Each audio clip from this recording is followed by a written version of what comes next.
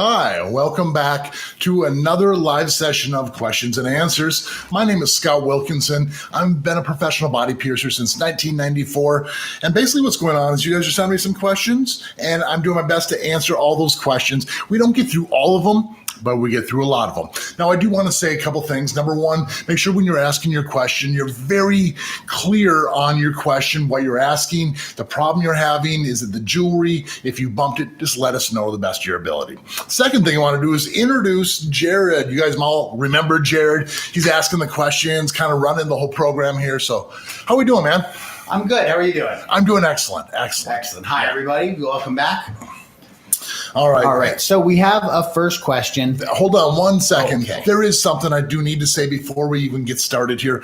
I'm not trying to start this out on a sad note, but I do want to mention, you might have seen it on your social live feeds. Alicia Gardinas she actually passed away recently, a couple days ago. There was a tragic accident, and she was a huge member of our community. She's influenced and touched so many of us. I know she's been a huge part of my community because she was like the president of the APP when I first started going into that.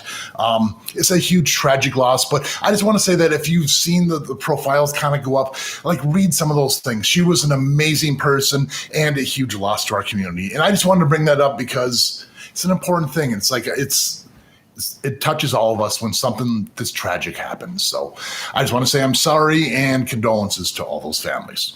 But moving on to our live feed here, I just want to go, what was the first question we had, Jared? All right. For a first question, if we have a bridge piercing and we've had it for a year and it still has bumps, is it ever going to completely heal or is that just trouble?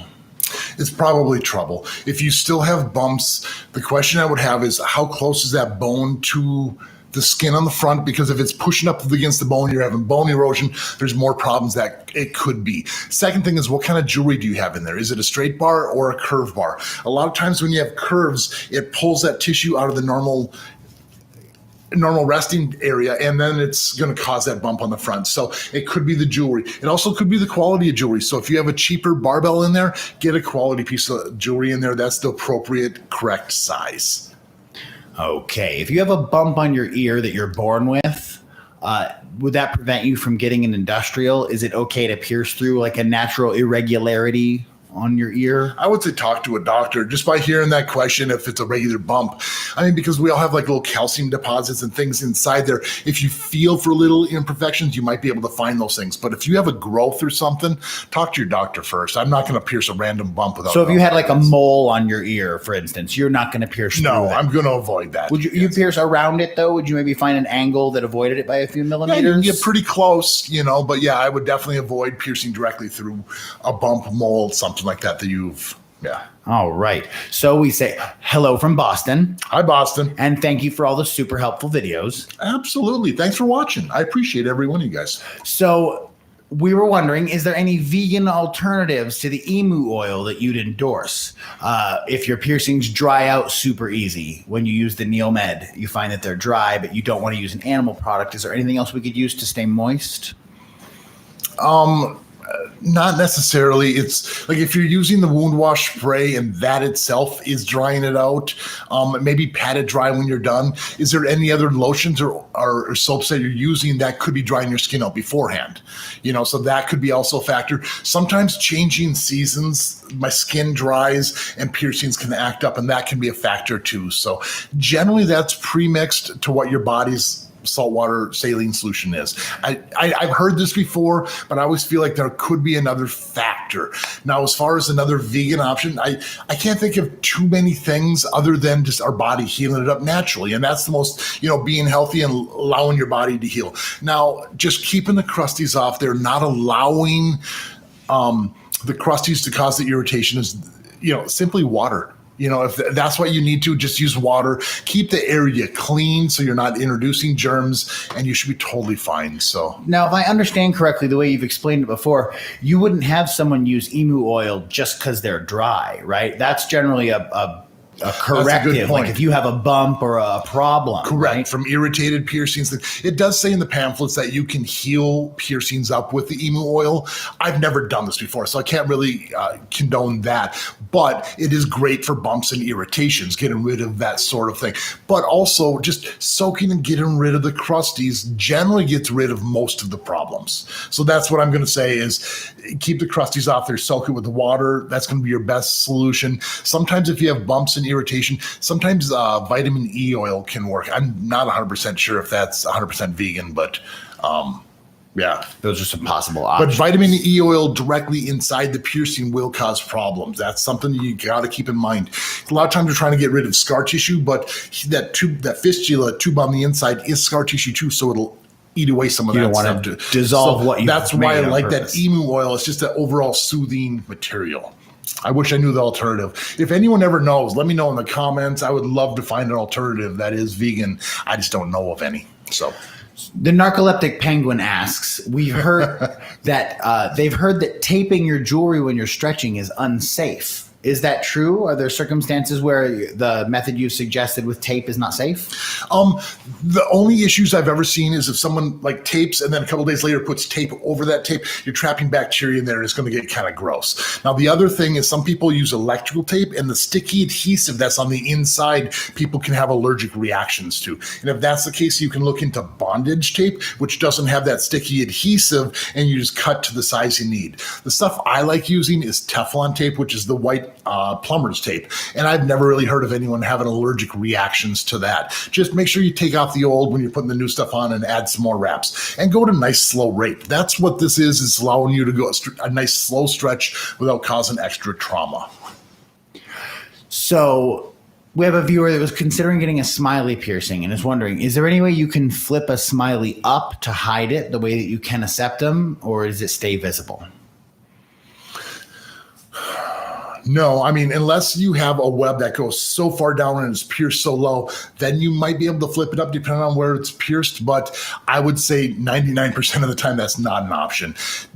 Maybe getting a smaller piece of jewelry is going to be the only option if it needs to be hidden, because they do make different size circular barbells or clickers that could work for you.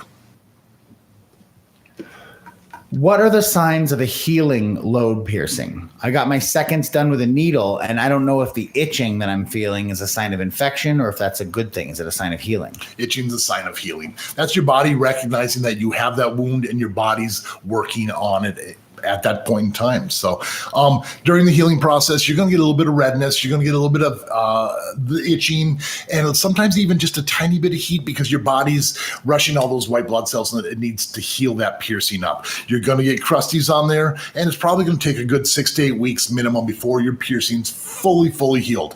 A lot of times they can feel pretty healed after several weeks to a month, but continue cleaning it for the good solid 6 to 8 weeks. Hello to everyone that keeps saying hi in the chat. We appreciate you all being here. Amelia has a question. On Monday, she went in to get her tongue pierced and was told there's a vein in the way and she can't get her tongue pierced. Is that something that can be gotten around? Is that a real issue that she should face? Could a different piercer have a different opinion? I personally don't believe it's that big of a deal. When I first started, we're worried about all these veins and things like that. But a lot of times that vein can be rolled. By using a smaller clamp on there and putting it on there, you can almost roll the vein off to the side and pierce just fine. Okay. Even if you hit that small vein, you're going to bleed a little tiny bit. But I mean, there's people that split their tongues. They just take a scalpel and they're able to split their tongues and they put it in cold water to stop the bleeding. So if we're worried about a little tiny vein, I mean, it's not that big of a concern. But if your piercer is uncomfortable doing it, I wouldn't want my piercer to be uncomfortable doing something there, you know.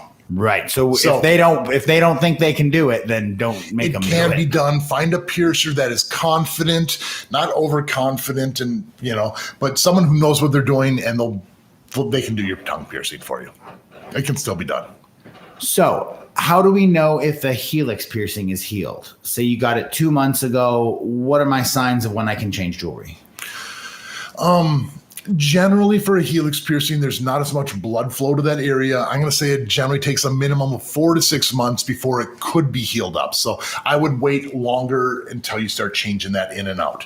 Now, the piercing is going to be swollen probably during most of the healing process. Once the crusties are done and that redness is gone, you're probably okay to change it. But I would wait a minimum of 4 months before you get to that point. 4 months would be even cutting it early, especially if you're sleeping on it. Masks are getting caught on there. There's a lot of variables to consider. What is the shortest post for a tragus piercing? Is that anatomy dependent question?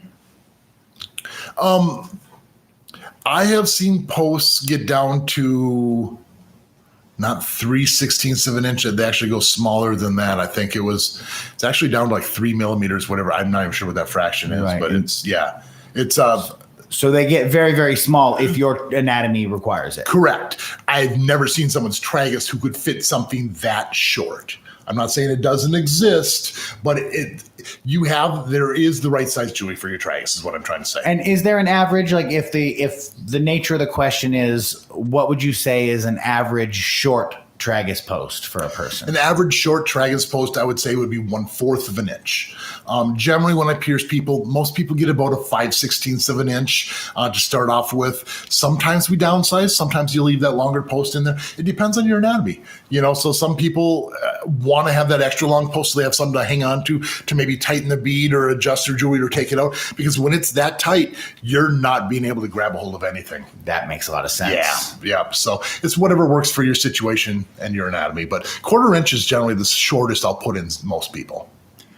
Do you think Bioplast Smiley jewelry will destroy the teeth or gums? Is that a good idea? Yeah, no, that's not a good idea. I'm trying to think of how Bioplast is generally like in the form of a labret. So wearing something like a labret where you have that disc up and down, it doesn't matter what material it is. If it's irritating your gums, it's causing a problem. That one rejects really easily, and you don't want to cause any gum erosion up in that area. What if it were a Bioplast like circular barbell? That doesn't really change the fact that do you want the plastic? I don't know if that exists. I've never been a fan of Bioplast in the first place. So I don't know if that's what you're talking about. Right. If there is a circular barbell, it could be okay. But I know a lot of times when you put the plastic in there, it trumpets it out a little bit. So there is a possibility where you're scratching, irritating, and I don't know, just not a fan of the plastic in long-term jewelry. Not really the best plan as far as Scott's concerned. So, hi, I have a small bump on the back of my helix, which I've had for a few months, and I want to get another one just below it. Should I wait for the bump to go down, or can I just go get it done now? Kind of depends on how long you've had your piercing. If it seems like it's mostly healed and you have a small bump, sometimes that happens.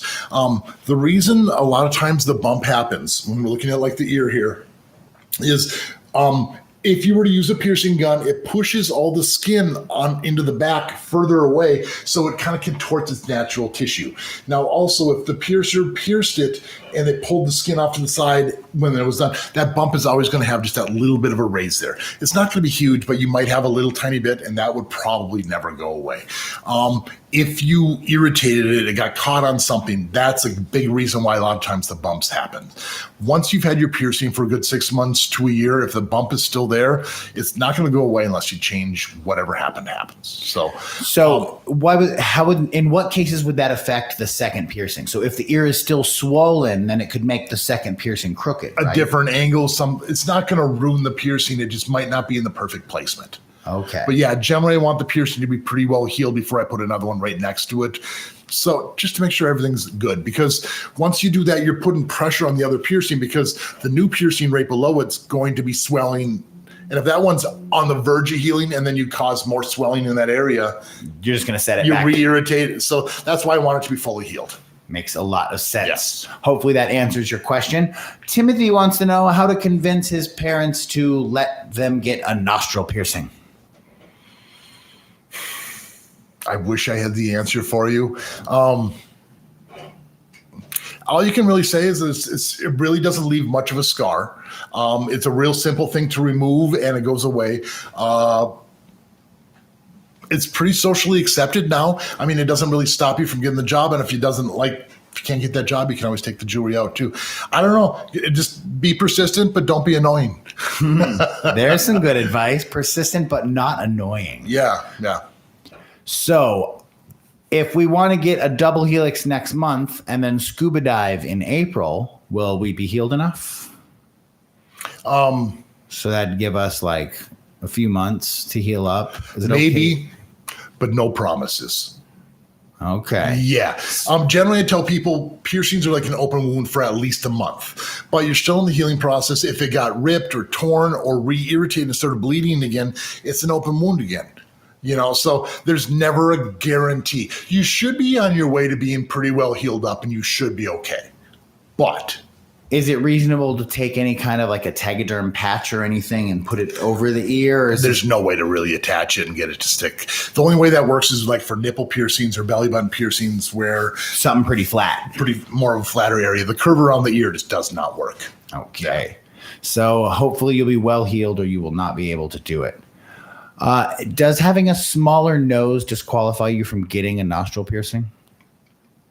No, I've seen some pretty small nostrils before, but we use tools to catch the piercing. Like my finger doesn't have to go in your, like when we're using a threadless piece of jewelry, it's a push pin style. And if my finger doesn't go in the nose, there's tools that can hold on to the jewelry on the inside and allow me to still attach the top. So if you don't have a nostril, then I can't do the nostril piercing. But if you have a nostril, I can do it. All right. So even if it's small, that shouldn't really be a problem. Junie has a question. Has nostril piercings, keeps irritating them, is cleaning them twice a day, wants to know what can we do to make them heal properly? Why are you irritating them? Are you catching on things because the jewelry's too long? Does it need to be adjusted?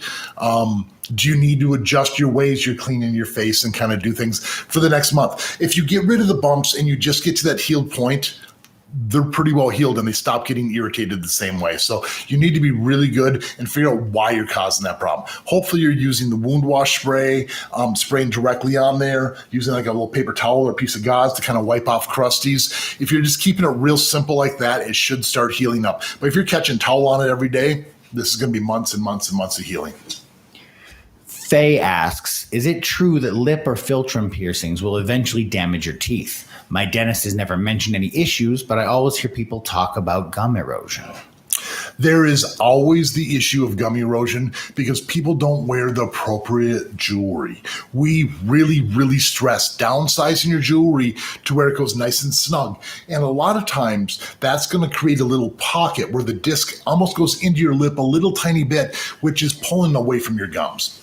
Now, if you got a Monroe piercing and it's right over that eye tooth and it's and you can feel it, yeah, that's going to do damage over time. And I would suggest taking it out and finding a better placement. That's one thing I look for when I'm actually doing placement of these piercings is where's that disc going to lay and am I going to be able to create that pocket for it to pull it away so it doesn't do long-term damage. If there's a possibility of long-term damage, it's something I always tell my client that this is, a risk. So, yeah, appropriate size jewelry. If it's pulled away and it's not causing, if you don't feel it up against there, you should be fine. All right. I have a question here. Says they've been to the piercing studio and got a septum piercing 1 month ago. And I'm wondering how long until they go back to the studio to change the jewelry. Generally, that piercing takes about 6 to 8 weeks to fully heal up.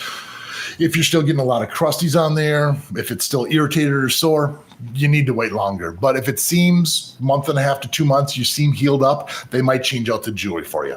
Now, I know in my studio, if you wanted something where it has a segment ring, a clicker, or something where there's a little seam or a gap, I'm not going to put that in until you're 100% healed. So I'm going to say a minimum of 2 months. So it kind of depends on what you want to change it to or what you want to, why you want to change it or how often you want to change it. Similar question with a nostril. Is 3 months about enough time for a nostril piercing to be healed if it's not really producing any crusties? Yeah, generally I tell people about 2 months before if you want to change the studs, as long as it's fully healed up, and you know if it's fully healed up. And if you want to wear a ring in your nostril, I tell people a minimum of 3 to 4 months for that. You should be good. Just listen to your body. If it's red, irritated, or sore, wait longer. So do you have any advice on how to change a forward helix piercing at home? Okay. These are tricky piercings because, especially if you have nails or you can't able to get a grip, it's not going to work for you. Sometimes those forward helixes are tucked way inside there. Like you can see on this ear here, like if the disc, you see how far my finger goes in, you have to be able to get all the way in there to hold on to that disc and then be able to unscrew or pull apart the front. Now, sometimes you're using threadless jewelry in here. Sometimes you're actually using threadless and threaded jewelry. So you got to figure out what style of jewelry, find a way to secure the back and be able to detach the front. It's tricky. A lot of people go into the piercer to have that one changed. Now, maybe this is a stupid question. Could you just pull and let your own body hold the back still, or is that going to cause irritation on your piercing? I would not do that on this one. It's a good question. If you had a large enough disc or a large enough surface area to pull, it's going to stop and you'd be able to do that. But a lot of times we put like a 2.5 millimeter disc on the back and it's real easy to be able to pull it straight into there. Oh. If it's irritated a little bit, it's bam, and now it's under the skin and you did a lot of damage. So don't try to pull it straight through. And if it's a threaded piece and you thought it was threaded and you're trying to pull it, that disc, you're okay, so that doesn't help with thread at all because you need to hold it still while you unscrew it. Correct. Okay. Good question, Jared. Because they mentioned that they were able to put a hoop in, but just the idea of trying to get a stud in there seems impossible to them to get their fingers in. To get it in?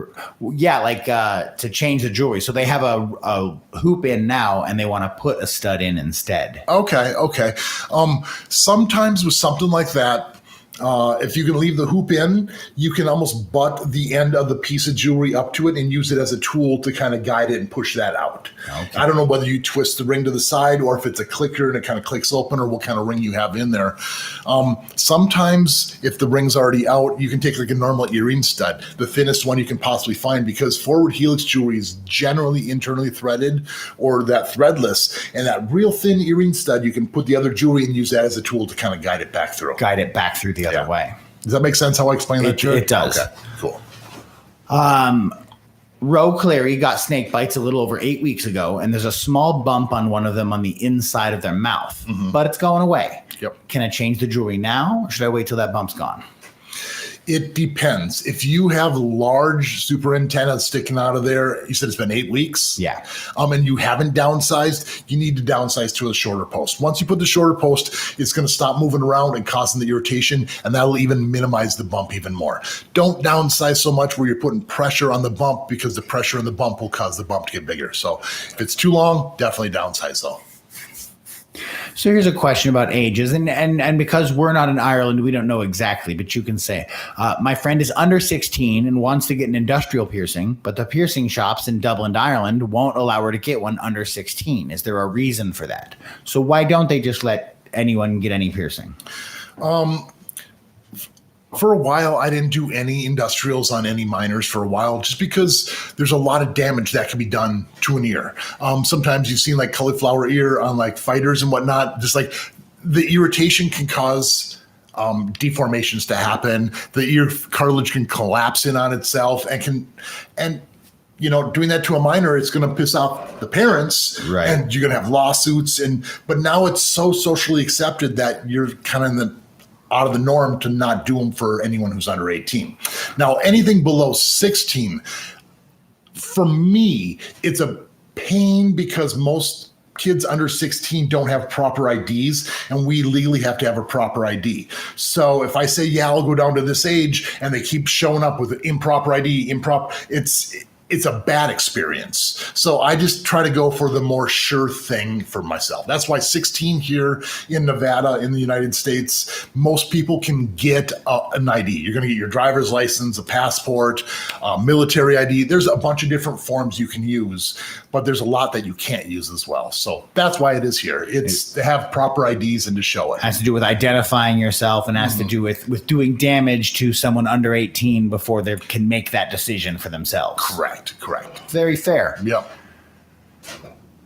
Now, it's a valid question, though. It is. I mean, it seems like you should be able to get it, and there's some areas you should, but it's the way the laws work sometimes. Absolutely. And it does make sense. Like you're talking about with cauliflower ear, yeah. Like you don't end up with a deformed ear. You'd feel bad if that was a decision you made, early on. Exactly. Say you get a breast augmentation and they have to remove the previous jewelry. If the hole closes, how soon could you get your nipples re-pierced? It depends on the augmentation you're talking about. Sometimes if the whole nipple is completely removed, you need that tissue to completely re-heal back up before I start introducing a new trauma for it to try to re-heal, because you want that vascular system and everything back to normal again. If it's in like an implant, generally we tell people a minimum of like a year before you get it re-pierced, because a lot of times the tissue is so tight, it can cause the chance of rejection out of there as well. So that's why a year for the tissue to kind of loosen up and get back to normal. So a lot of times you should really talk to your doctor and see what the doctor says about it, because every person's circumstance can be different. But for the most part, you recommend that year? Probably a year, yeah. All right. To be safe. I've been thinking about getting snake bites or shark bites. What do I need to know before I go for it? Mostly, what is a price expectation and what to expect if you're someone with sensitive skin. And I don't know if sensitive skin means a low pain tolerance or if they just mean if that will I would say affect the sensitive skin for most people is you have allergies and like certain things you break out from. So you'd want to stick with something that's going to be titanium, which is going to be the most hypoallergenic thing you can get. Expect swelling. Now, you're going to be swollen for probably like 3 to 5 days. And then after a month, you're going to be able to downsize to the more appropriate size jewelry. As far as price, every part in this world is going to have a different price. And I wish I could tell you what to expect. Here in Las Vegas, I would say like any set of piercings is probably going to be about $90 to $100. So if you're looking for shark bites, you want a total of 4 piercings, you're probably looking about $180 to maybe $200, depending on the jewelry you pick out. It can go up if you're picking fancier stuff, gold stuff, diamonds. So there's a lot of variables to kind of go through. But if you're looking at all 4 piercings, maybe start around $200. Okay, so expect maybe in the neighborhood of $50 a piercing between the piercing fee and the jewelry. On average, in most places. In most places here in the United States. I don't know what it's like throughout the world. If I'm talking another language here, and of course, if you're from somewhere else in the world and have some input on what your prices are there and how it comes to US dollars, because we of course don't know a lot of currency conversions. No, but Google could always help us. Yeah. Junie mentions the nostril piercing question from earlier, who's having irritation, that she does catch it on towels from time to time. So that's probably the problem. You just need to like put a note up on your mirrors, like when you're drying off, like watch your nose or something to remind yourself so you can just kind of pat your face dry. Yeah. Careful. It will get easier. Another comment or question from Florence.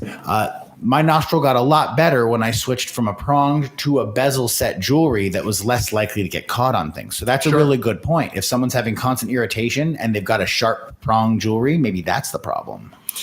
Sometimes it is. It depends on the quality of the jewelry. So what we're talking about is some jewelry, like it's going to have teeth going around there holding onto the gem. Sometimes it's a solid piece of metal going around encapsulating the gem, so there's less chance of it getting caught on little threads and lace and whatever it might be.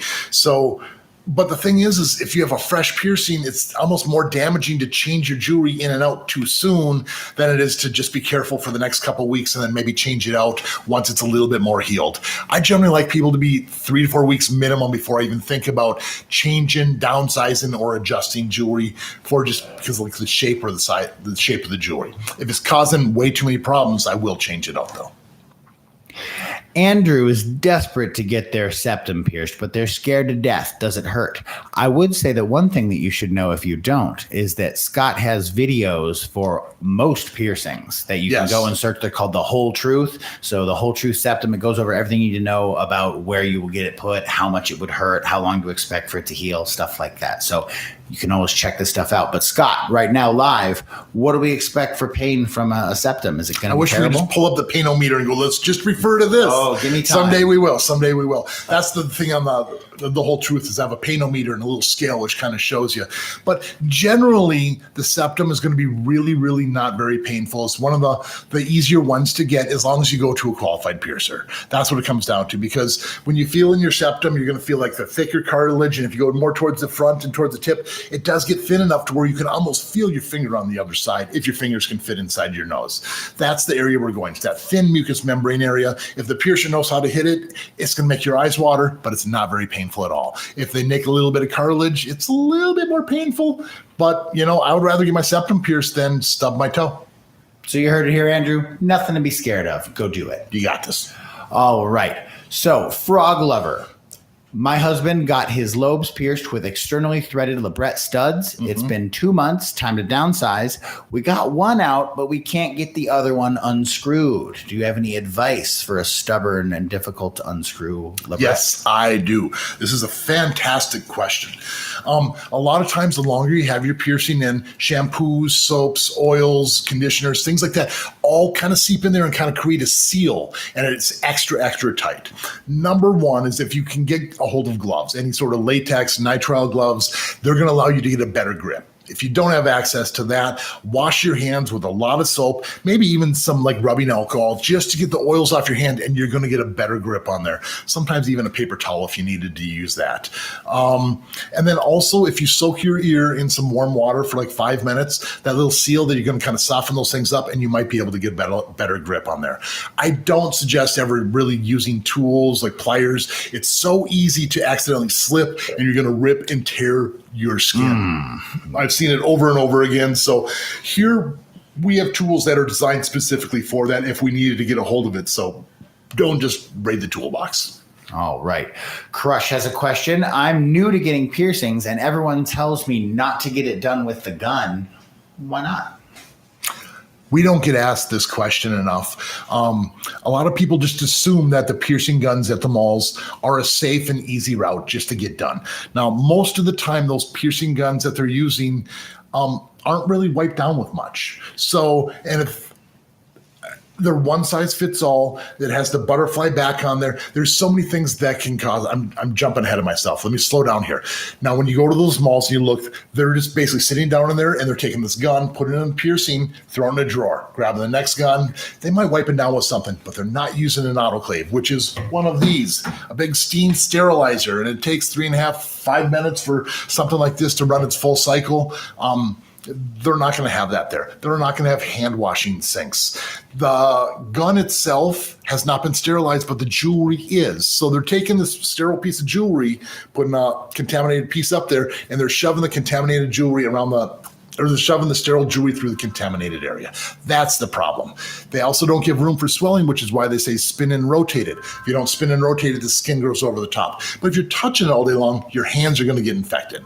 Now, also the back designs where they have like that little butterfly back where you just kind of push and snap it in, there's all kinds of areas, nooks and crannies where bacteria and stuff can grow, and it turns into the big bacteria trap. So there's many, many strikes against them. That's why a good quality piece of body jewelry, a labret style, that's a solid piece, no areas for the bacteria and germs to kind of hide in there, and it gives the appropriate length for the initial piercing.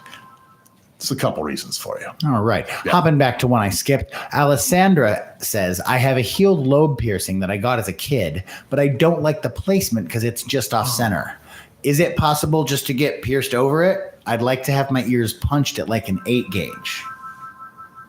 Well, if you're going to get it punched at an 8 gauge, you might be able to replace it up at a higher size. Now, if you're actually getting it pierced at an 8 gauge, it might not work because sometimes they kind of fall into that old hole. So if you can get that hole to close up is going to be your best bet. The only way I can really think of how to do this is to almost like stretch it a little bit, almost irritate it and take it out right away. And sometimes that'll cause it to close up on you. Sometimes massage it and that might break it down for you too, but yeah, I don't know. That first one to heal up. Try to get it to heal up as best you can, and you're going to have much better results. Naomi wants to know how long it will take for a belly piercing to heal.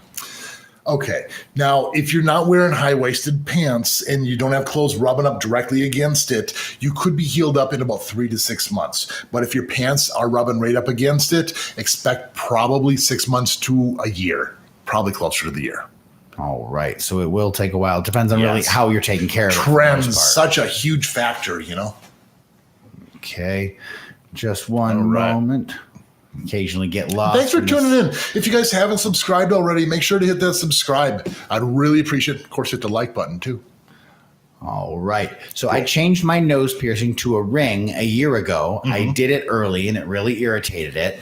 And I've had bumps since, but it's been okay. I've had bumps, but since June, it's been fine. But if it moves in and out of my nose, it gets irritated again. Okay. It sounds like you're still getting some crusties, or there's a little bit of a gap. Now, if you put a ring in there, like a seam ring where you have to twist the ring and then twist it back to make it fit right, you might need to go see your piercer to have it closed a little bit more. If there's a little bit of a gap or there's enough of an irritation, that's going to cause a lot of problems. Okay. Ursula asks, is it common for lobes to stretch at much different rates? My right ear is really stretchy, but the left won't take more than a 16, and these piercings are very old and well healed. Chances are you probably sleep on your right side. This is one of the things I've kind of discovered over the years. If you only sleep on this one side, this ear is constantly being twisted, contorted, and stretched while you're sleeping, while this one's just staying in its natural state. So if you only sleep on one side, a lot of times that's the side that stretches a little bit easier.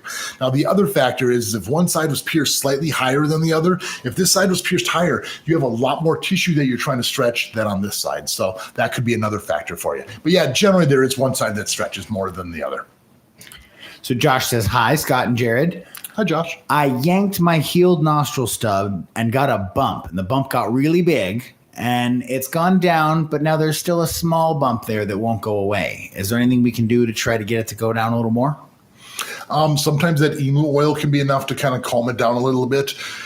If you haven't downsized, maybe shorten the bar up a little bit. Is the jewelry causing a little irritation if it's moving around or if it has an irritating top? There's so kind of look at the jewelry. That would be my guess. It depends on how long you set. How long's the bump been gone?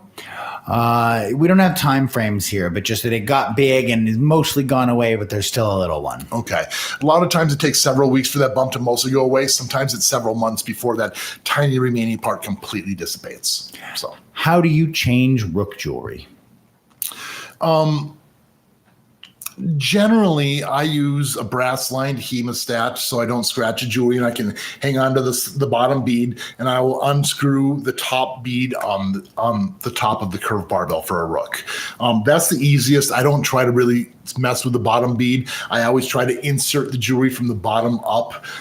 It just makes getting that bead on a lot easier. And when I do that, I make sure to attach that bottom bead as tight as possible just to make sure that if one does come loose, it's the top. So it's easy. So basically, if you're at home, you mostly can't. It's a possibility. If you have small fingers, you could hold on to it and kind of feed it through there if you have a fully healed piercing. If it's not that healed up, you're just going to irritate your piercing, cause swelling, and possibly lose your piercing. So. Excellent. Yeah. But I mean, I've seen a lot of piercers, they put the jewelry top down and try to get their fingers in there and screw it at that angle. It's tough to do. Make it so you put the jewelry bottom up. So what is the best way to take care of a fresh ear stretch? We just started our stretch today. I am kind of nervous that you overstretched. Hopefully, hopefully you only go one size at a time. And what I mean by that is you're going to want to go about a month and a half to 2 months between each stretch. If you're originally in an 18, 16, or a 14 gauge, you're just going to go one size up from an 18 to a 16, 16 to a 14, 14 to a 12, 12 to 10, and all the way down. To get to a 0 gauge or a normal person-sized pinky, it should take probably about a year. You know, sometimes a little bit longer. Some people have a little tougher ears. Some people have a little more stretchy ears, but expect about a year to get to a 0 gauge. So we have a question. My nostril piercing is almost a month old without any crusties, and I'm wondering how soon can I change the stud to a ring just to keep it from getting pulled because the stud gets caught a lot. Okay. You need to be very, very careful about changing the jewelry to a ring because changing it too soon will cause more bumps and irritation. So minimum 3 to 4 months, and just be very, very careful about not hitting your piercing. And I do want to go back to the last question because I didn't quite answer it. How do you take care of a fresh piercing? Don't move it. A fresh stretch. A fresh stretch. Don't move it. Don't twist it. Don't put any chemicals on there. Just try to leave it be. When you're in the shower, like let the hot water kind of clean off any of the crusties and like the shampoos and soaps you might kind of get in there. And if it can move, do it in the shower, but don't hurt yourself. And it doesn't need to spin or rotate throughout the day. It'll get me back to normal in a couple days. Brandon wants to know if sinus issues or nosebleeds would have any effect on getting a septum piercing. All I would say is when you get your septum piercing, do it during the best season. Sometimes there's real dry seasons. You're more prone to nosebleeds during the winter or fall or whatever season it might be. So if there's a good season, get it done so then it's fully healed and then it won't cause any more issues. I'm not saying it's going to heal the nosebleeds, but you won't have problems healing it up during that time. Do it when it's the least amount of problems. Liv says, hey, Scott. Hi, Liv. I got my septum pierced a couple of days ago, and I haven't seen too many crusties. Should I be worried? Is it going too well? No, don't be worried. Sometimes people don't get crusties. Sometimes they just don't really stick to that jewelry if you have a good enough polish on there. There's a lot of factors, but if it didn't really hurt and it was pierced in the proper spot, sometimes they're just real easy heals. Congratulations. That's awesome. Some people just get lucky. They do. The happy hiker has cyber bites. Okay. And wants to go a day without piercings to an event. How long can the jewelry be left out? Will the piercings close up? Labrettes are, cyber bites, first of all, are the upper medusa and the lower labrette, which is a really cool look. For some reason, labrettes stay open better than the medusa or the philtrum. So if you can find tops, sometimes you can find threaded tops or threadless tops that look almost skin tone. That can work really, really well because I know Neil Metal makes some. There's I don't remember all that other brands, but there's other options. Now, the other thing is if you have like a real flat top that you have, sometimes if you can find someone who has like nail polish that is close to your skin tone, you can take that nail polish and just like paint the top on there to make it more invisible. Okay, wear your same skin tone on the top of the thing. It basically makes it invisible. Correct. Because I mean, like there are some retainers, like if you had a glass retainer, you might be able to wear that, but I'm not sure if it would fit comfortably on the inside for your philtrum. The labrettes, you can definitely do that too. So, but if you take them out, you can pretty much expect them to close. Is that what we're saying? There's a good chance. I don't know. All right. So be careful if you actually take them out. Correct. All right. Jody says, thanks so much for suggesting I change my industrial bar when I thought I was having an allergic reaction. I changed the jewelry and it was fully healed within a week. Excellent. It's amazing how big of a difference that can make. You just don't even realize it. It's like, it just hurts. It's not healing. Then you just get the right stuff in there and like, oh, it's better. I've even had people tell me that their headache went away. Didn't realize that headache, but I feel way better. Allergies is crazy. All right. Thanks to Kramer Beats for saying hi. Love watching these Q&As. And hello to Miranda. Miranda's here. Hi, Miranda. All right. Nico Robbins says, I really want to do snake eye piercings, but I'm afraid of the risks. Is there a safe alternative to doing the snake eyes? Not really. The snake eyes is horizontal through more of the tip of the tongue. There's other ways to kind of get the beads towards the tip of the tongue, but it's still going to be eroding your teeth, your gums, and you're eventually going to bite down on it and do some serious, serious damage. There's not much of a win-win situation for the snake eyes. The closest you can really do would be 2 venom piercings, which is 2 vertical piercings through the muscle a little bit further back. And that's going to closely more resemble like frog eye piercings or more of a horizontal scoop. And one thing I'd like to point out about that is we've suggested that to a few people that they should get the double piercing, and they've come back to say that it hurt more than they expected. That getting the double piercing was probably a more painful option than a snake eyes, correct?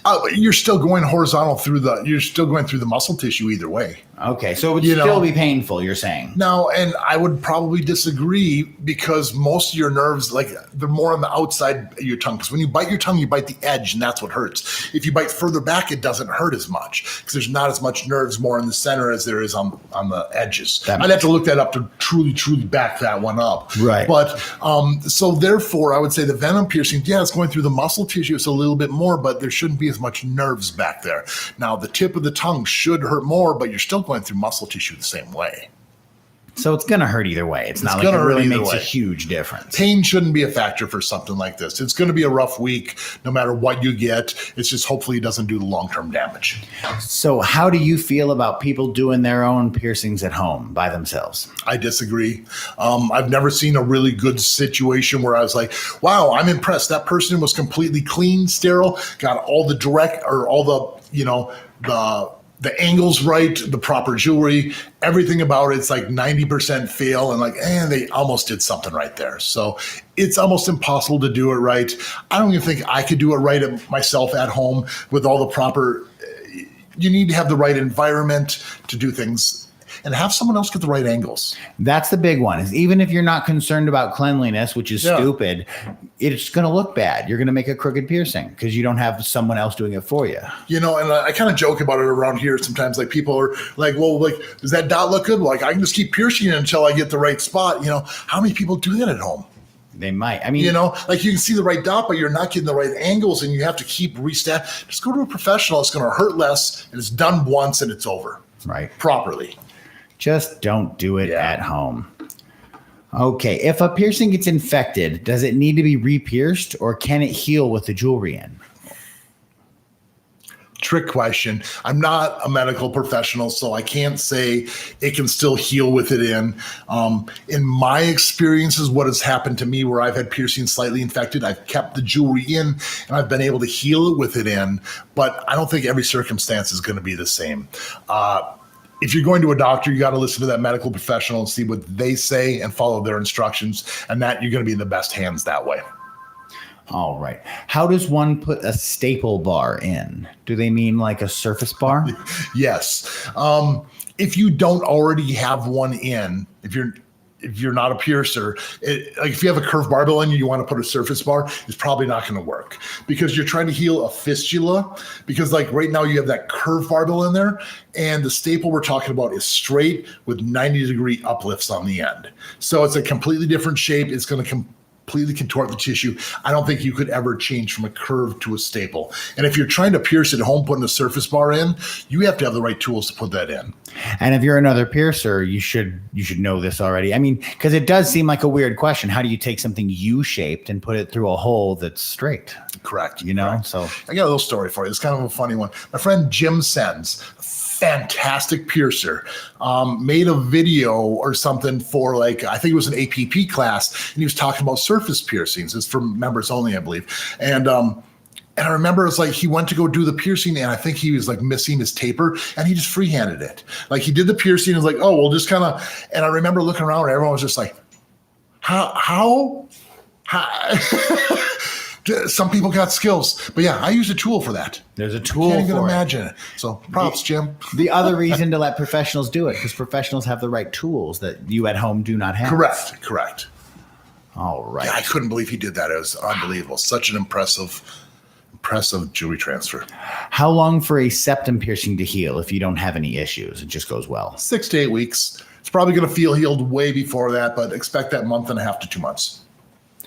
Sage got a septum pierced about 7 days ago. Congratulations. Should they wait for it to heal, or is it okay to get something else like a lobe? Oh, I thought you were going to say wait to change it. I'm like, yeah, wait till it heals. Yeah, wait. No, if that's all you're healing is your septum and everything seems to be going good, go for a lobe. That's totally fine. Get both if you want to. Okay. We have a viewer who is having surgery next month, and they're planning on getting a nostril and nipple piercings. How much time should I wait after the surgery to get them done? And does it affect the healing process between the two? Yes, it does. And I wish more people thought the way you do. It depends on the level of surgery and what you're trying to heal up. If it's a large open wound and you're healing a lot, if your surgeon says it takes 6 months or a year to heal, like getting a piercing is an open wound. It's not like another like a tattoo where it just kind of creates a scab, your body seals up, and you're done right away. Piercings are open wounds for long periods of time, and it takes a toll on your immune system. So if you're trying to heal something up that's pretty major, don't get pierced until your surgeon or doctor says it's okay to do. I generally tell people at least several months afterwards. If you don't seem healed, if you're still in the cast, I'm still very weary on piercing you. How long does it take to completely close a lobe piercing if you've had them for a long time? Like say you had since you were 8 years old and then the other since you were 14. It might not even exist. Sometimes they stay open forever at that point. If you've had it a long time and they're not closing up after maybe a couple months, they're not going to close up on you. The only thing I could really say to possibly try is massaging them, try to break down that scar tissue remover. Sometimes that works. The only other option is like to find the largest piece of jewelry. Don't go crazy and rip your ear, but like a normal size earring and like put it in so it's tight. And if you irritate it, sometimes that allows it to kind of close up. But like I said, don't hurt yourself. All right. Take it easy. Yes. Okay. I got my Doth pierced with a ring when I was out of state and learned from a piercer at home that I should have been pierced with a curved barbell. Was he right? And how should I clean it?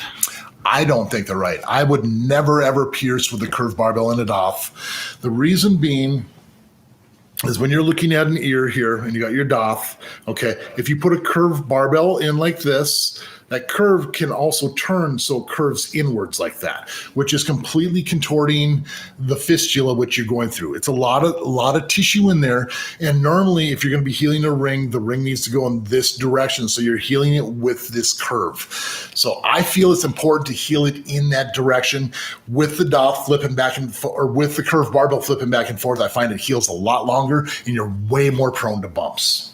So the ring is the right way to go. And it's the only way to go, in my opinion. I would do a circular barbell, but I would never do a curved barbell.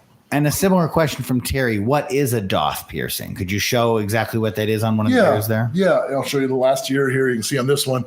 See this little ridge kind of popping out here?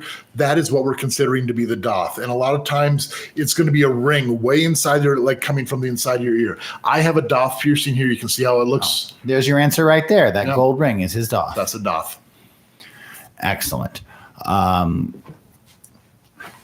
Apparently the Claires in the UK do have sinks. But, do they? Okay. Congratulations in the UK. They're steps above us. So. All right. But I mean, there's still probably better places to go than somewhere commercial like a Claire's, I would imagine. I'm glad to hear that, because I mean, here I've never seen one. It's just put on some vinyl gloves and grab this next to the next, and it's just, ugh. This actually is a question that comes up quite a lot. Okay. I'm planning on getting a septum piercing, but I have an allergy where I sneeze every morning and I need to blow my nose. Can I blow my nose while my septum is healing, or is this going to be a problem? You can do it. It's just going to cause a little bit of extra irritation because your septum's a thin mucous membrane, and it's going to create little crusties during the healing process. So those crusties can get pulled inside, and it's like pulling a file through. So it's going to scratch and irritate it, and that's what's going to take longer for this to heal up. So if you're keeping your piercing clean, you're able to get those crusties off there. Then it won't really be an issue. But if you're blowing your nose and you're being real vigorous about moving it around, that will cause problems. So you just got to be careful about it. Keep clean. Keep those crusties off there. Just find a careful way to blow your nose. And find the right time to pierce your septum. Like you were saying, when the allergies right season, at the minimum. The allergies at the minimum. Okay. Jody has a healed snug piercing. Is it possible to get another snug piercing above or below the one that you already have? Absolutely.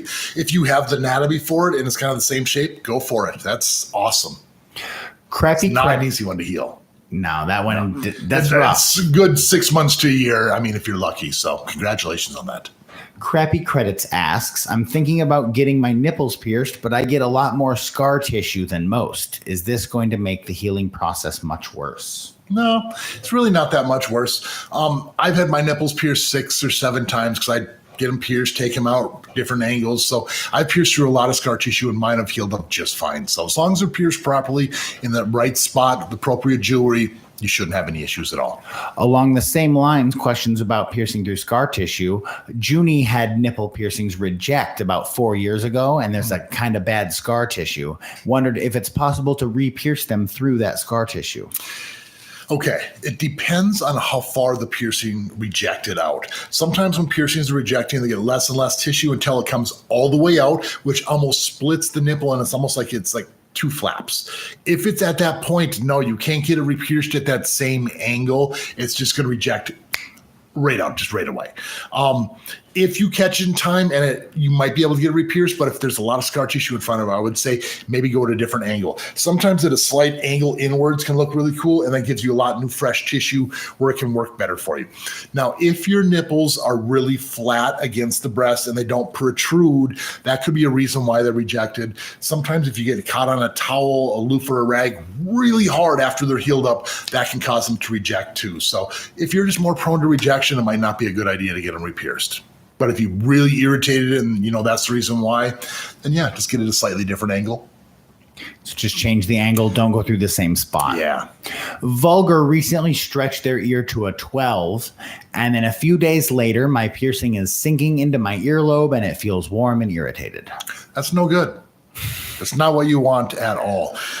First thing I'm going to say is you want to get the swelling down. Ibuprofen, Aleve, or Advil. That will do kind of a little bit more of a long term, and stick to that until you get the swelling completely back to normal. You're also going to want to soak your ear in some cool water. Cold to cool, don't give yourself frostbite or anything by putting ice directly on there, but soak your ear, and that will help get that swelling out of there down as well. You're going to probably want to find some longer jewelry or better jewelry to put in there. If you have plugs in there and you have little O-rings and those are getting sucked in, is it the balls getting sucked in? Is that what it seems to me like it's starting to swell. Like they did a stretch and now it's swelling and eating the okay, if it's a ball, that means it's a librette or a barbell. You're going to need to go to your piercer and get a longer bar to put in there. And remember that for the future. Longer ones so you have the room for the swelling. Because you have to expect a little swelling even on a stretch. Yep. But you're at that point now where if the ball's getting sucked in, it's only going to get worse and worse and worse until the skin grows over the top. So you need to go see a piercer and get that fixed. How long does it take for a rook piercing to heal?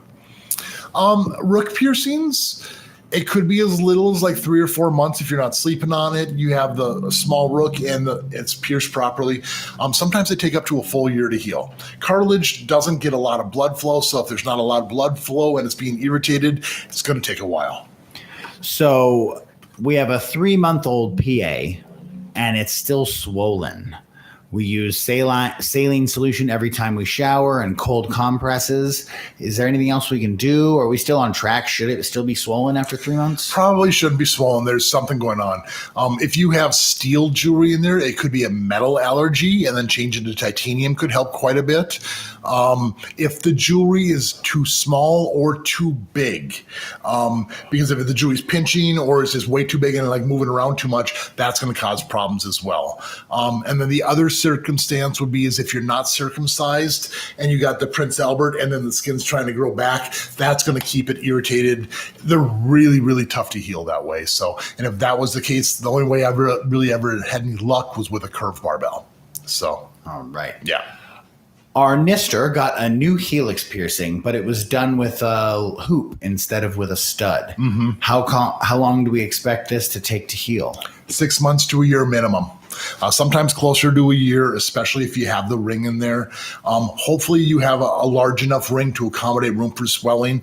Again, the general rule of thumb is you want to have about 2/3 of the ring showing and only about 1/3 or less inside there. So you don't have too much curve. You need it to be as straight as possible. And don't allow that jewelry to spin or rotate. Keep those crusties off there. If you're having problems, change to the stud. Naomi, who we spoke to earlier, who was having belly button piercing issues, it's 3.5 months old, and she never wears the high-waisted jeans and never clothes that are close to the belly, and we clean it every day in the shower. Okay. So, are we on the right track? Those are the kind of things to do. Yeah, I mean, generally 3 to 4 months is the earliest you're ever going to be healed up. I would say if you're having problems still, I would question what's getting put on there. What kind of soap is running over the top? Is there a lot of perfumes or fragrances in there? Sometimes it can be sensitivity to fabric softeners or laundry detergents. Hopefully you're not spinning or rotating or touching or playing with it throughout the day. A lot of times we subconsciously are just like constantly touching and playing with it, and that's going to be causing problems too. So as long as you're not touching it, using the wound wash spray, which is sterile saline solution, that's all you should be putting on there. Don't get soap directly inside there. That can cause problems too. So Hybrid Angel says, Doth piercings, should you let your piercer do the first change? Yeah. I'd let my piercer do most of the changes on a Doth piercing. It's tricky. If you're fully healed and feel confident, you can go for it. But most people come to see us piercers. How do you do your own, or do you have someone else do it for you? I've always had someone else do them, especially now because I have gold in there and I don't want to take a bunch of tools and I'm marring up my gold. Just do one quick bend where it's the right way the first time and it's in place and I leave it be. So I don't want to mess with it if I don't have to. Even the experts would rather have an expert do it. Yeah. I think that's a surprise to people that think it's a good idea just to pierce themselves over the bathroom sink, is that you would never do such a thing. You would always want an expert to help you. Well, for the most part, I mean, like eyebrow piercings, I can see that just fine. And I can do that in the mirror. I put a towel down. I'm not doing any, but I mean, a Doth piercing where I can't see it, or if I was like a Tragus piercing, that's really tough to do. A belly button piercing, a lot of times you can kind of see what's going on, and you can some piercings work, some don't. It just depends on the one. Okay, I have. Hi, Scott. I got my septum pierced today. How long is the healing process when everything goes pretty well? 6 to 8 weeks. You probably feel healed in about a month, but continue cleaning for a good month and after 2 months. Congratulations. Welcome to the club. So if you're planning on getting a Rook, a forward helix, a Tragus, a second lobe, and a regular helix, is there a particular order you'd do these in, or doesn't it quite matter? Say that again. A Rook, a forward helix, A second lobe, and a regular helix, and a Tragus. Well, regular helix is probably going to take the longest to heal up. If you wanted to heal something up and then move on to the next one, I would say forward helix, Tragus, and Lobe are going to be your easiest heals. Lobe being the obvious easiest one. But yeah, I generally don't like to have more than like 5 piercings healing on a person at once. So you could get all those done, clean your ear, completely stay off of it, and but expect a good solid year of healing. Max W says, finally caught alive. Super stoked. Just welcome. Thank you. Wanted to let you know that your work is unbelievable. You pierced me at a 0 on October 24th, and I'm already up to a 1/2 inch. Excellent. Congratulations. Yeah, I've done a lot of larger gauge lobe piercings because we pierced my apprentice, Jose, on the show. Not on this show, but the whole truth. No, it's actually just a live piercing show. Yeah. I'll get it right one of these days. Mm-hmm. And we pierced him 4 gauge, stretched right to a 0. And those piercings heal up so fast and so nicely. Generally not too many problems at all. And I think Jose's at almost 5/8 of an inch, maybe almost 3/4 of an inch. And like he's at 1/2 inch already. So that's like 0 to 00 to 760. Yeah, make sure you're not overstretching, but sometimes they just go. That's awesome. Congratulations. All right. How long can we expect before we can change nipple jewelry? Probably 4 to 6 months minimum, but it depends on how much you're actually changing. If you have threadless jewelry in there, a lot of times you can just take that gem off and put the new one on there without causing too much trauma. So I'd say 3 to 4 months for that. But if you're changing it all the way out, wait till it's all the way healed up. Probably at least 6 months. Yeah. So Alex got their septum pierced with a stud, apparently. So how soon can I change from a stud to a septum? Or maybe it's not even a septum piercing. Maybe they're just referring to the jewelry as a septum horseshoe. Okay. So how long basically before you can go to a ring from a stud? I'm not 100% sure I understand. So I believe it was just wrong terminology. Say we have a nostril piercing with a stud in it. How long do I have to wait until I can put a ring in there? Oh, okay. Generally, to go to some sort of a ring, you want to wait a minimum of 3 to 4 months. If your piercing's fully healed up after a month or so, give it another month to 2 months after that before you even think about changing the piercing.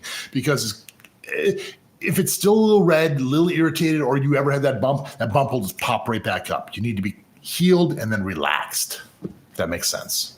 I hope it does. I believe it does. So many people have that problem. They go over, they get the bump. If you get the bump, go back to the stud, let it relax, try again another month or 2 later. So Heather has a pretty tiny forward helix, but it was just large enough to pierce. Piercer did a great job, had no issues for a couple months, but now it's just perpetually a little bit swollen. Any advice?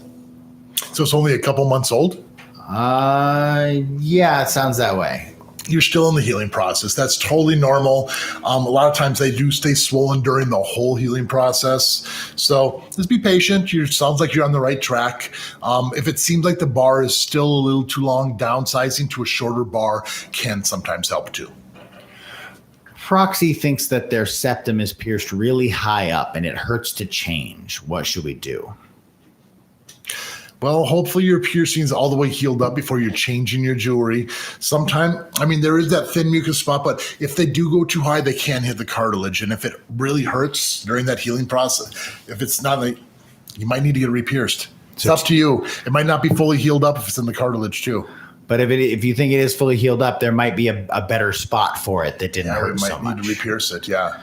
All right. It's a tough piercing to do. It's really difficult because we can't really see that spot. You kind of got to go by feel.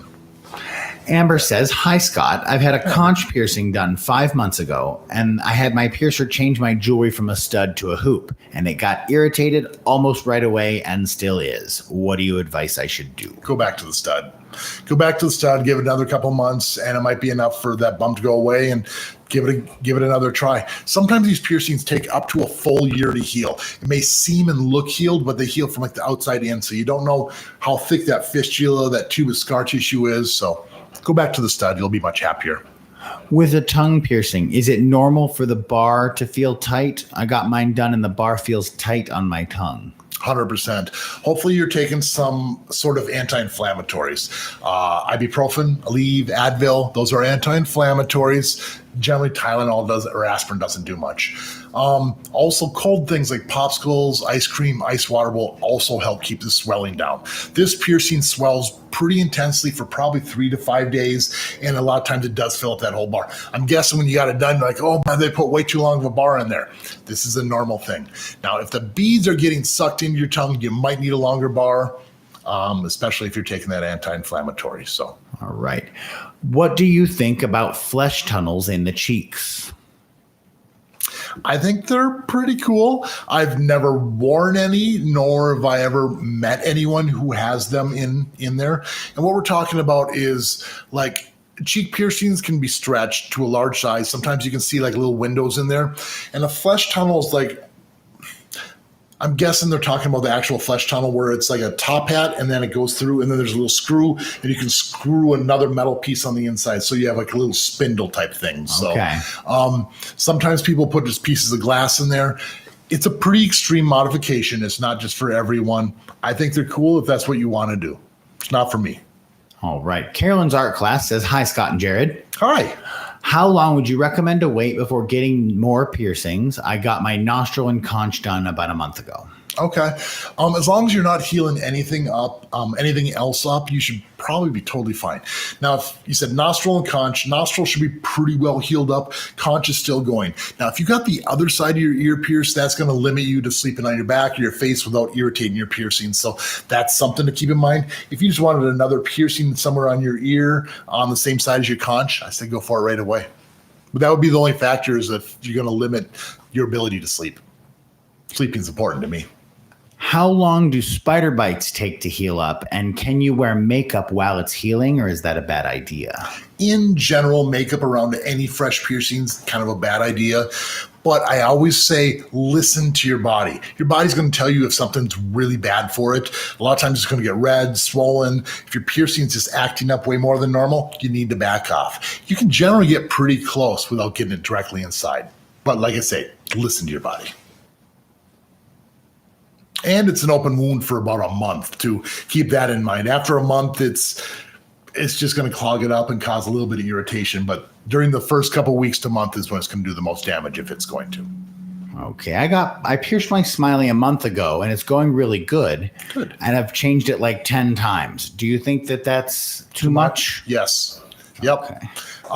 Generally, like for something like this, it's still almost in the healing process, and it's real easy to irritate it and cause it to reject out. So you want to be careful of this one. If you're changing your jewelry, you can't be pulling on it, you can't be irritating it, and don't put stuff in there that's going to have a lot of beads or anything that's going to cause irritation to your gums, your teeth, or you're going to lose your piercing that much faster.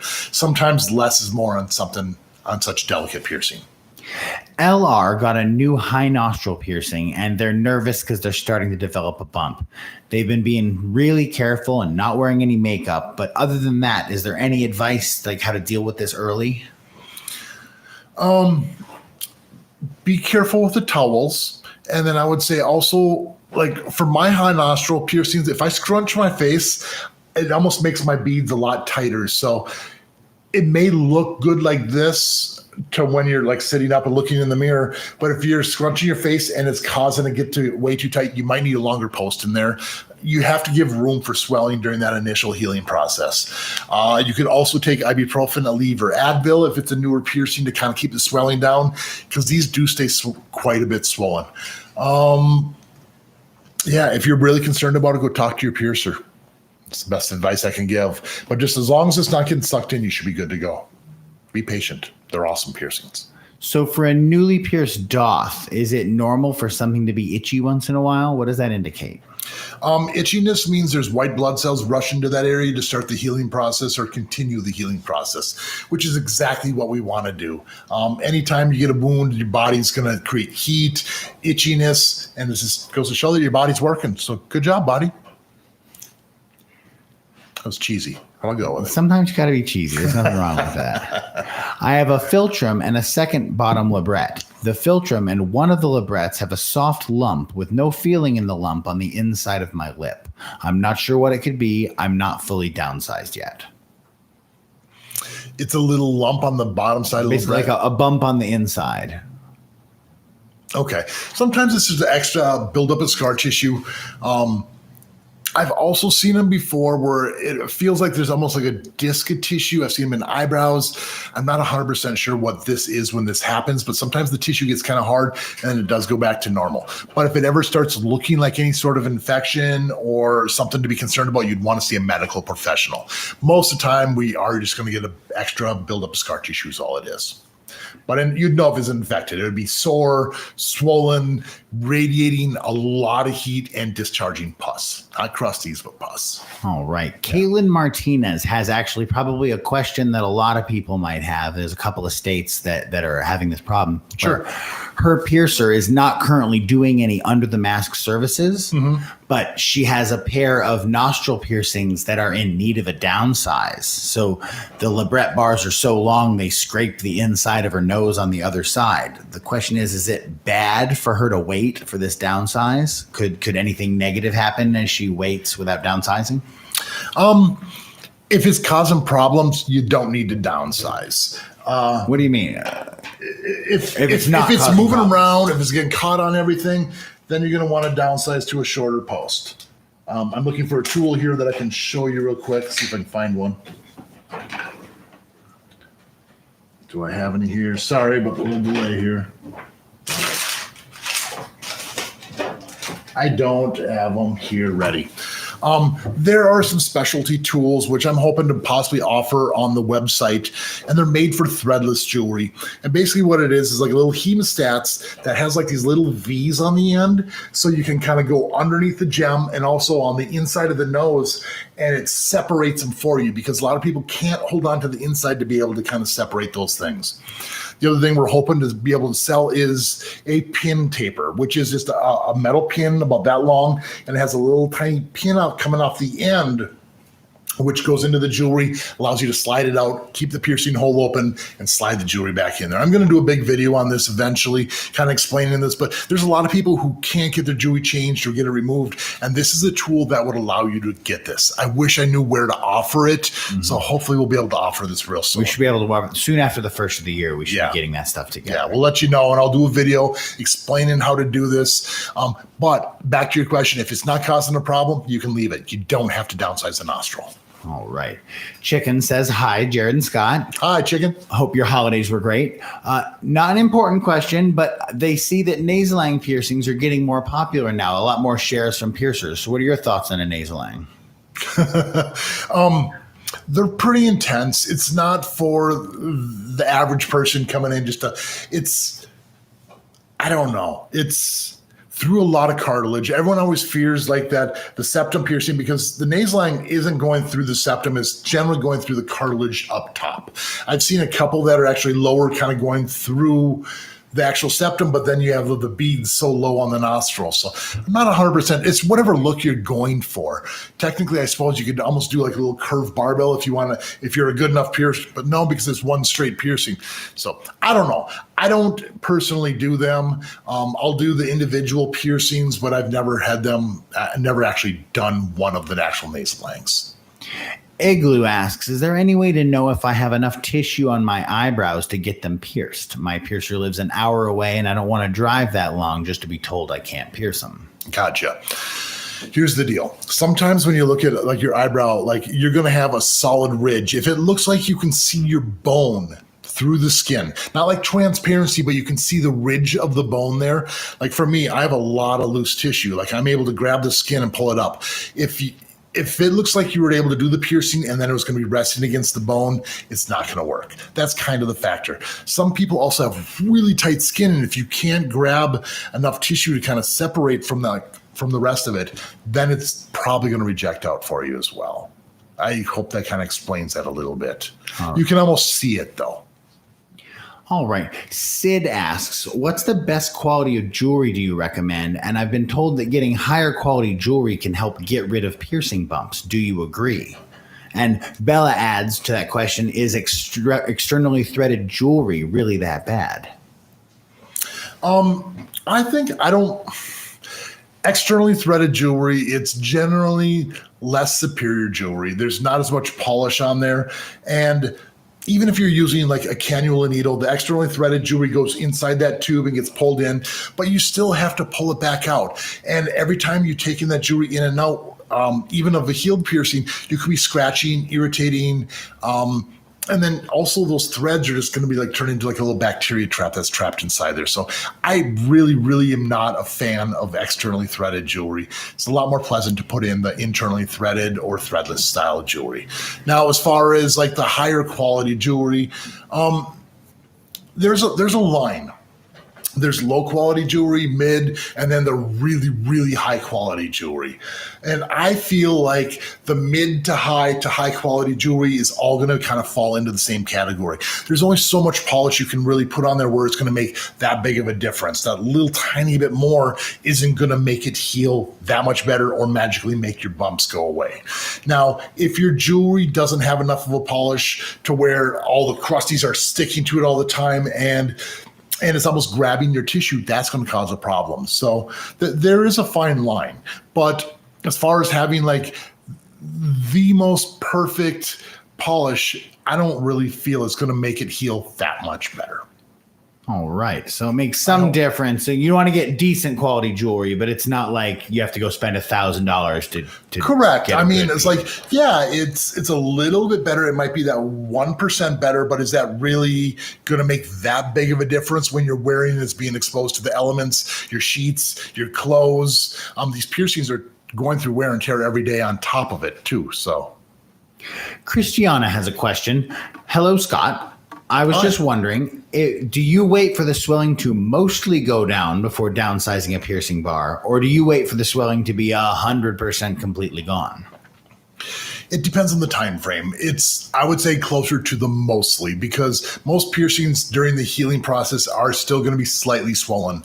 Like a tongue generally takes 6 to 8 weeks to fully heal up, but I like to downsize that after 2 weeks. As long as it's mostly gone down, putting that shorter one in there really minimizes the risk of damage to your teeth and your gums, and that's more important to me. So I want to downsize soon as possible without causing trauma. Generally, outer tissue like the outside of the lip, navels, nipples, things like that take longer to heal up than the inner oral piercings. So that's why it takes a minimum of a month to a couple months before you downsize those. That's my personal preference. If it's really irritated and swollen and sore, I'm not going to touch it though. N-side likes getting lots of piercings and wants to know, would getting 7 piercings within a 2-month period be bad for their immune system? Because they want to do doubles on their lobes as well as their nipples, which would bring them up to a total of 13 piercings within 3 months. Ooh, that's a whole lot. I generally don't allow my customers to have more than like 6 piercings healing on them at once. Earlobes heal really fast, but if you already have all those other piercings, if any of those are cartilage, those are going to take probably 4 to 6 months minimum to heal. And if you have that many going, it's just going to take longer for each of those to heal because that just keeps adding to the others. So you need to be super, super careful. Personally, you might want to think about taking some multivitamins. Zinc supplements can really help boost up your immune system, and just the healthier you are, the faster you're going to heal. Each of those piercings are open wounds for quite a while, so be careful. Dante just got their gestrum pierced yesterday and loves it. Sweet. Was wondering, when can we expect the swelling and slight bruising to go down? It was pierced with a 1/2-inch 14-gauge bar to accommodate, and it's swollen. Yes. Oh, I bet it is. That's a real sensitive area. There's a lot of nerves right there. Probably 3 to 5 days is the average amount of time for swelling. But if it's constantly being hit or irritated or the crusties are getting pulled in, it could be a little bit longer. So I would say 4 days to a week. But ibuprofen, Aleve, or Advil, and then keep it cold, and that'll help keep the swelling down too. Right. It's the time to eat ice cream. You have to. God, love Piercer said so. Yeah. Lindo got a nostril piercing 2 weeks ago, and I was told I should expect some pus and scabs will appear within a week. And so far, nothing has happened. I also don't have any pain or bumps. Should I be worried? We never want pus or scabs. Is that what you refer to as crusties? Could that be what they're calling that? It could be, but there is a difference between crusties and actual pus. Pus is going to be like a thicker discharge where it's greenish to grayish to a real dark yellow.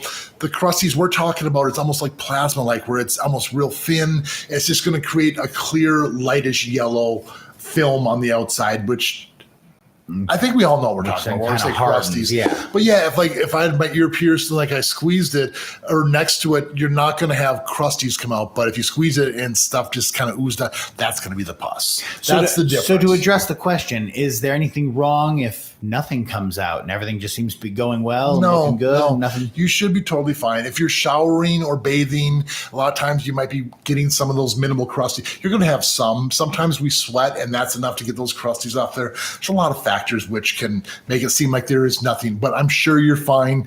The only concern is if you don't have crusties and like, oh, it's getting extra swollen and I'm not getting no crusties, that could be signs like an abscess or something trapped inside the body. So, but if there's no swelling or anything, then don't be worried by good signs. You're just, you're doing well. Things are going well. Awesome. Excellent. And scabs. That's not normal either for piercings. Yeah. How long do spider bites take to heal?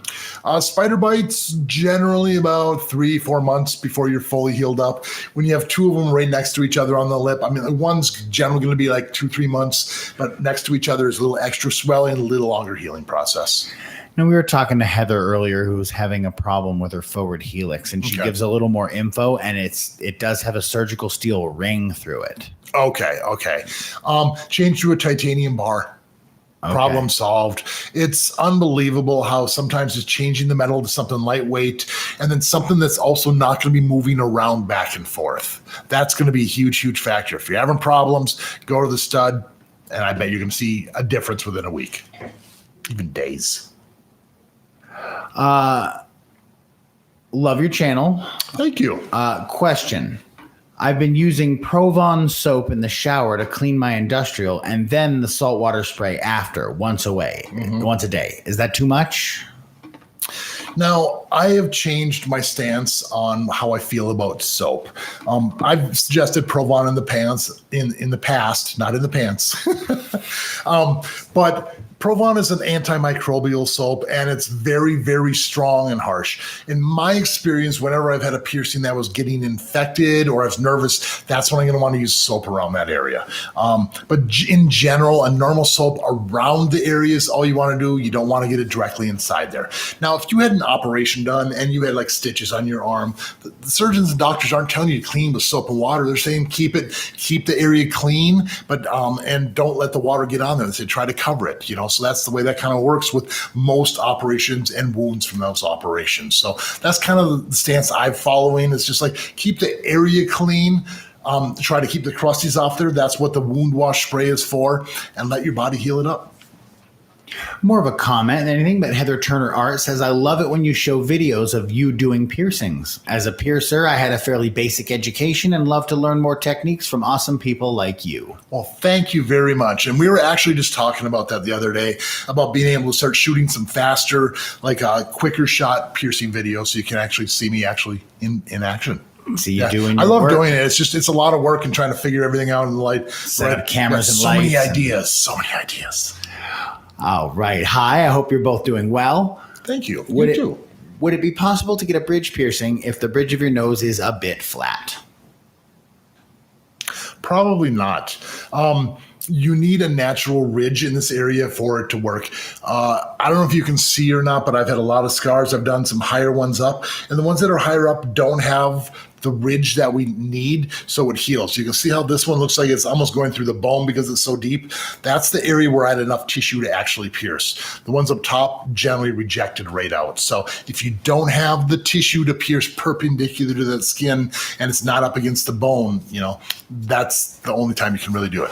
Unfortunately, I turn more people down than actually pierce with bridge piercing, it seems like. Wow, so it's pretty specific with your anatomy. Yeah. Mm-hmm. Dante has a gesturum piercing and wants to know, how can we tighten the balls with long nails? Is there like a tool they can purchase or not yet? Not yet. Maybe I might be able to have some tools for something like that because nails are always a factor. I'm always doing a navel piercing. I'm like, make sure to check your beads, and I look and see their nails, and it's like, never mind. Let me make this real tight. The advice. If you're having a problem with beads coming undone, if it's a threaded piece of jewelry, sometimes you take a little bit of toothpaste, add that on the threads, and that's going to act more like a Loctite, and there's less of a chance of that bead coming unthreaded. Sometimes having a threadless piece of jewelry that's in real tight is going to work really well, but you don't want to wear that on oral piercings. Sometimes you can find tools that are brass line tools that are bead holders where you can get a hold of it and tighten the bead. But a lot of times if you have like nice jewelry, like gold, things like that, you're just going to scratch the jewelry up and you almost need to do it by hand. So find a good friend who will wash your hands real well, glove up, and try tighten to your beads. Get it screwed on for you. That's what it's just got to be. Yeah. Ghost Pixie says, hi, Scott. Hello. I got my vertical labret yesterday and it hasn't swollen much after this first night. Should I expect it to swell another day? You never know with the body. Some people don't swell at all. Some people swell up a week later. It's different for every person. But if you haven't already, chances are you're probably not. Just be careful not to irritate it. Pull those crusties in, and congratulations. That is super rad. Hi, Scott. I was planning on getting my navel and helix pierced, but I have a surgery to remove gallstones soon. Mm-hmm. Is it a wise decision to get them pierced first? No, get them afterwards. With any surgery, they're going to make you take out any metal inside your body, and a lot of those retainers aren't meant for long term. So a lot of times there's like little O-rings, and if that O-ring pops off, your jewelry falls out, you just lost your piercing. So it's going to be a problem. You're probably going to lose your piercing. And the other thing is you want to go into that operation being as healthy as possible to heal that up as quick as possible. You don't want to have a problem in that area and have to go back in and have another operation. So be healthy first. Once you heal all that operation up, hopefully you have a quick recovery, then get pierced. That's the smartest way to go about it. Carol K Presents has a fun one. What's the best material for plugs? Because I noticed there's a bunch of different stuff that plugs are made out of. Correct. It's a really good question. The best material for plugs, for sleeping in, for a healed piercing, silicone. Hands down. They're squishy. You can lay on them. It doesn't leave an imprint, and they're fairly comfortable. Don't stretch with them. But there's different brands of silicone too. You want the squishy ones, not the ones that are super hard. That's like wearing just a hard piece of plastic. I don't ever really condone acrylic or the plastic plugs. There's a lot of organic stuff, which is super comfortable. I love bamboo and woods, as long as you're not allergic to certain woods. There are certain woods that have a lot of problems with the oils, which can cause allergies. As far as metals go, I prefer titanium. Excuse me.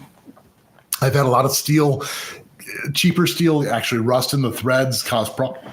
They got the hiccups. Mm-hmm. So steel can cause problems. Glass is great to stretch with, super comfortable. Sometimes not the most comfortable to sleep in. What am I missing here? I got glass. How about metal? Are there metal plugs? I got the titanium ones are the optimum ones. They're kind of tough to find. Otherwise, you can use steel, but steel can be problematic. Don't use any of the real crazy color, like bright green ones that are made out of aluminum, and those will be an issue. How about a plated gold? Is that acceptable? Yeah, I've worn plated gold in my upper cartilage for a while. I just actually changed them. You got to be careful with plated, polishing them up, because it's real easy to take that plating off there. So, but plated gold's fine for healed piercings. Good question.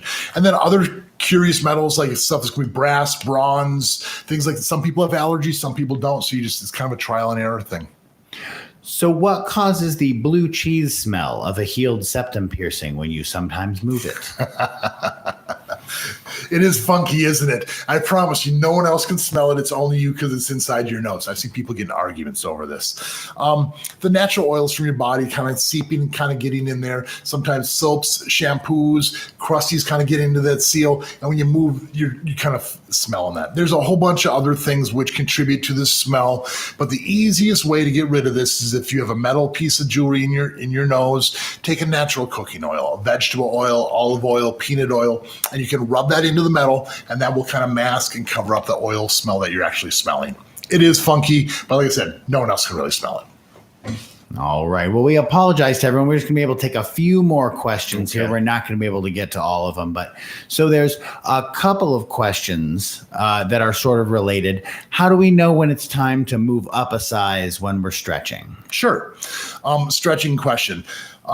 Basically, you want to give it a minimum 6 to 8 weeks between each stretch. Sometimes some people have like such super stretchy earlobes where they're falling out, and then you can go into the next size. But a proper stretch shouldn't hurt, and generally it's 6 to 8 weeks between each stretch. Sometimes when you have your plug in and you're kind of pulling down on your ear, if you have a light or a gap and you can see light through there, that means you're probably ready to go up to the next size.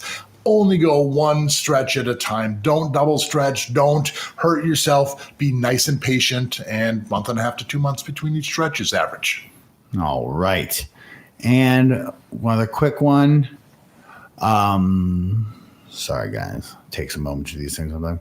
How do you feel about sterling silver in healed cartilage piercings? I generally am not a huge fan of sterling silver. It's a beautiful metal. It's a precious metal, but it is going to oxidize when it's inside there. What that means is there's going to be some like carbon kind of adhering to the actual metal, kind of starting to turn it black. Now that black carbon tissue or material is going to be secreting into the skin, which is going to start tattooing your skin, and you would need to get tattoo removal to remove the stained or tattooed skin inside there. So if you're not taking out polish on a regular basis, it makes me nervous, but it still is beautiful. If you're good about taking care of your jewelry and keeping that polish on there, it's great stuff. Do not get pierced with silver. That is not a safe thing to do. It's only for healed, just like they asked. All right. And one final one. Hi, you two. My mom's a huge fan, and she always talks about you whenever piercing is the topic. Could you please say hi, Krista? It would make her day. Hi, Krista. Awesome. Thanks for being such a fan. Thanks for tuning in. I want to say happy holidays to everyone. And I also want to say make sure to hit the like, subscribe, and keep putting holes in your body. See you on the next video.